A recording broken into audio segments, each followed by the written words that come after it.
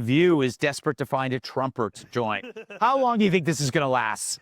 But it'd be great if it's true. Yeah. It really would be great. I mean, first they should start with, I mean, the times just anyone walking in, like, or the first thing we need to ask you is just, what's a woman? Yeah.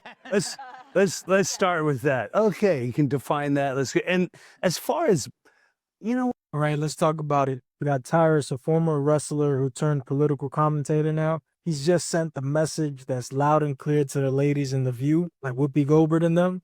And listen, this wasn't some political disagreement. This was a real cultural clapback. He's fed up, and I mean fed up with the way The View talks down to folks who don't walk the same political line. He's fed up with the fake moral high grounds. And you can tell this wasn't about headlines. This was personal. 2025, we're not just debating ideas. We're watching daytime TV become battlegrounds for real-world identity wars. So let's dive in and ask, is Tyrus just talking tough, or is he calling out something deeper about the way mainstream media treats anyone outside the club? you know what? As far as movies, again, common sense. I got nothing. If you're gay, knock yourself out. What you do behind closed doors. I'm tired of watching a Disney, and they got it at the end to Star Wars. My last Star Wars, at the beginning scene. Why is a chick like, wow, let's make out?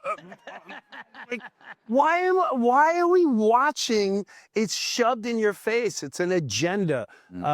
Good. Let them all.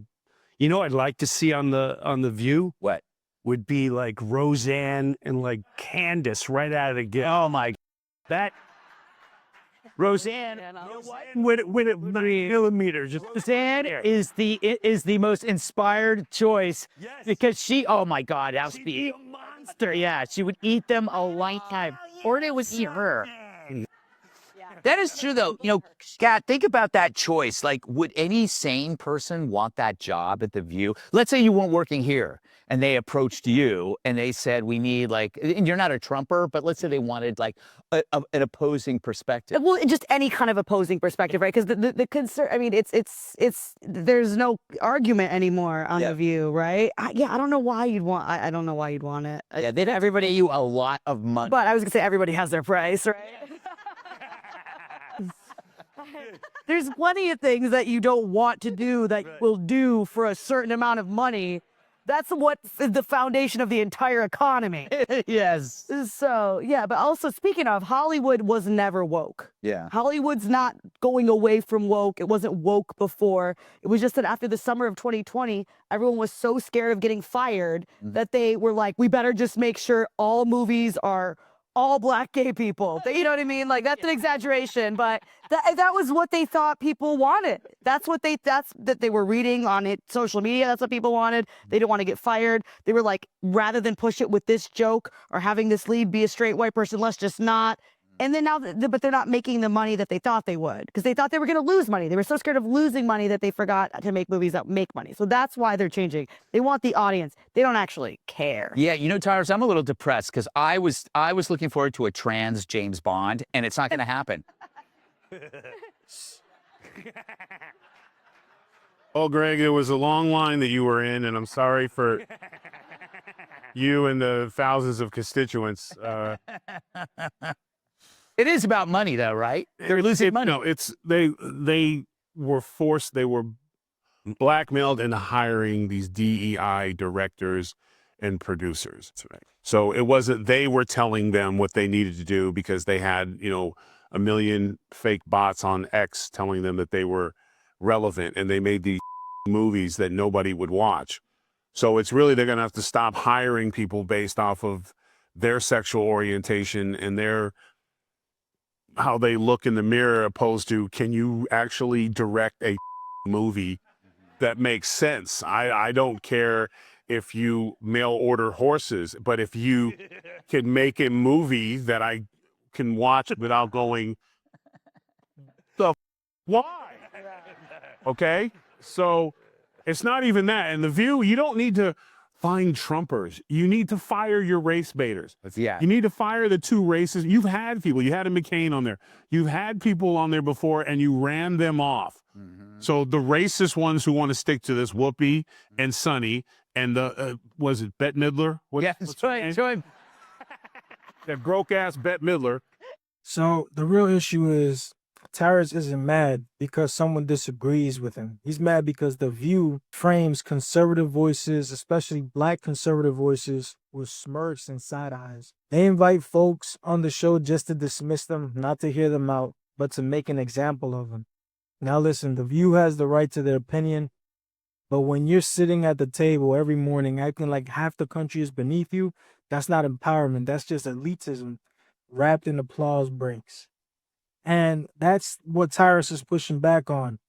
The idea that if you don't fit their box politically, culturally, socially, you're automatically enemy number one. This isn't about left or right.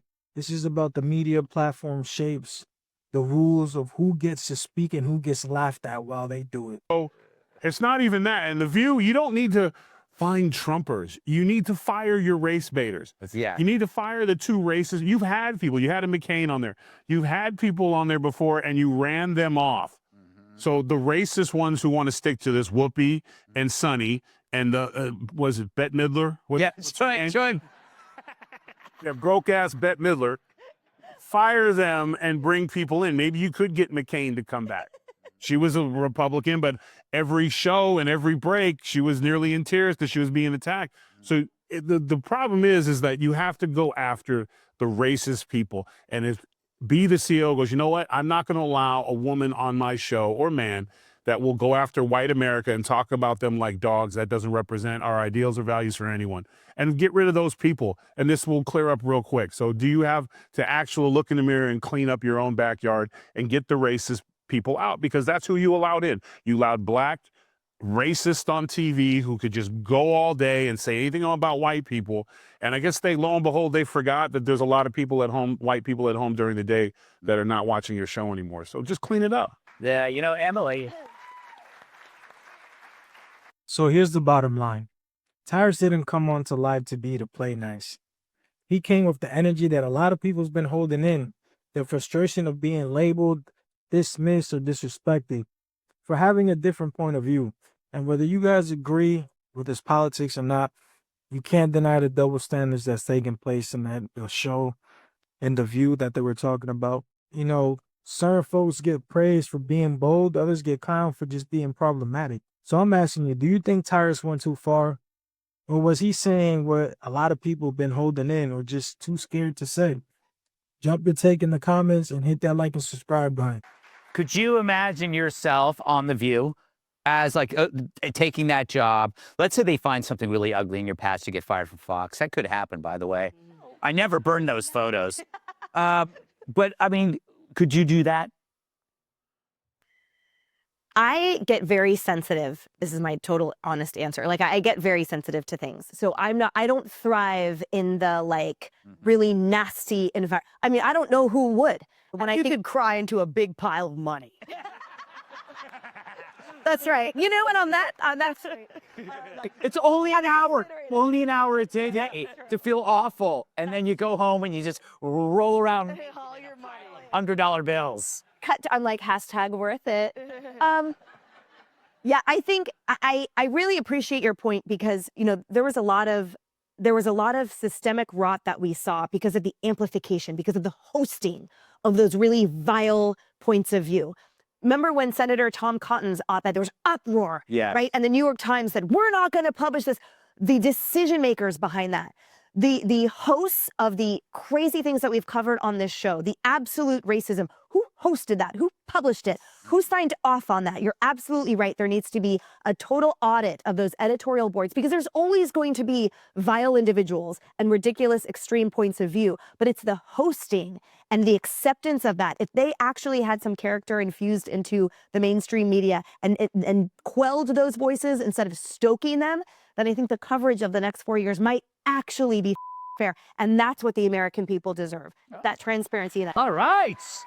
We solve everything here. Listen.